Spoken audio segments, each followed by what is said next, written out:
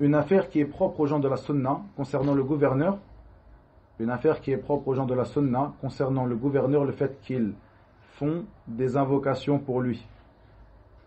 Ils font des invocations pour lui. Ad-du'a lahu la alayhi. Ils font des invocations pour lui et non contre lui. Chose qui fait partie des caractéristiques des gens de l'innovation. Le fait de faire des invocations contre le gouverneur. Sur le minbar, yawm al-jumu'ah, lors des cours, lors des assises privées, ils font des invocations pour lui et non contre lui.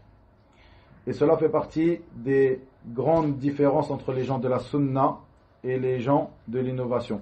Comme cela, ce grand savant, Cheikh Abd Salam ibn Barjis, rahimahullah ta'ala, dans son livre Mu'amalat al-Hukkam, qui est un livre très important, celui qui veut apprendre la manière de se comporter avec les gouverneurs et qui comprend la langue arabe, qui lit ce livre-là, Mu'amalat al-Hukkam, qui est un livre très important de Cheikh Abd Salam ibn Barjis, rahimahullah ta'ala, lorsqu'il parle de cela, c'est-à-dire de ad-du'a, le fait d'invoquer pour le gouverneur et non contre lui, il rapporte cette parole de l'imam al-Barbahari dans son livre Sharh al-Sunnah, donc cet imam al-Barbahari à propos duquel nous avons déjà parlé, qui est mort en l'an 329 après la hijra du prophète Muhammad sallallahu alayhi wa sallam, dans son livre Sharh al-Sunnah, qui est un livre de référence chez les gens de la Sunna, qui contient les fondements des gens de la Sunna. Il dit, dans le sens approximatif de ces paroles, si tu vois un homme faire des invocations contre le gouverneur, sache que cette personne est une personne des passions, fait partie des gens des passions, des gens de l'innovation. Et si tu entends un homme faire des invocations pour le gouverneur, afin que ce dernier se réforme, c'est-à-dire qu'il invoque pour le gouverneur, pour sa réforme, sache que cette personne fait partie des gens de la sunna, insha'Allah ta'ala. Ensuite, le Cheikh Abd Salam rahimahullah ta'ala rapporte cette parole, le Cheikh Abd Salam rapporte cette partie aussi qui est rapportée par l'imam al-Barbahari ici dans la suite de sa parole dans son livre Sharh al-Sunnah.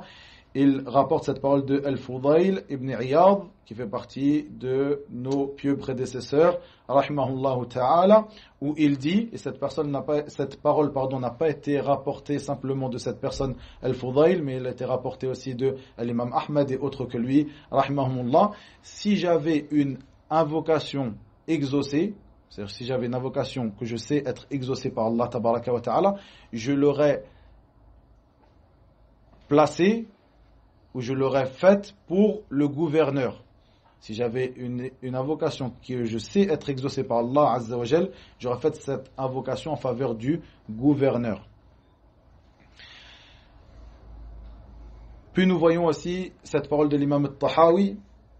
rahimahullah ta'ala, ce grand imam al-Tahawi, Ahmad ibn Muhammad ibn Salama al-Tahawi, qui est mort en l'an 321 après la hijra de notre prophète Muhammad sallallahu alayhi wa sallam, qui est un épître, un recueil sur le dogme, sur la croyance des gens de la Sunna, qui est très connu, al-Tahawiyya, où il dit, lorsqu'il explique la croyance des gens de la Sunna, il dit, dans le sens approximatif de ses paroles,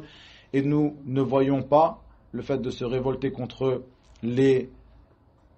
nos imams et ceux qui détiennent le commandement parmi nous, même si ces derniers sont injustes, et nous ne faisons pas d'invocation contre ces derniers. Ceci fait partie des choses par lesquelles tu différencies les gens de la sunna des gens de l'innovation.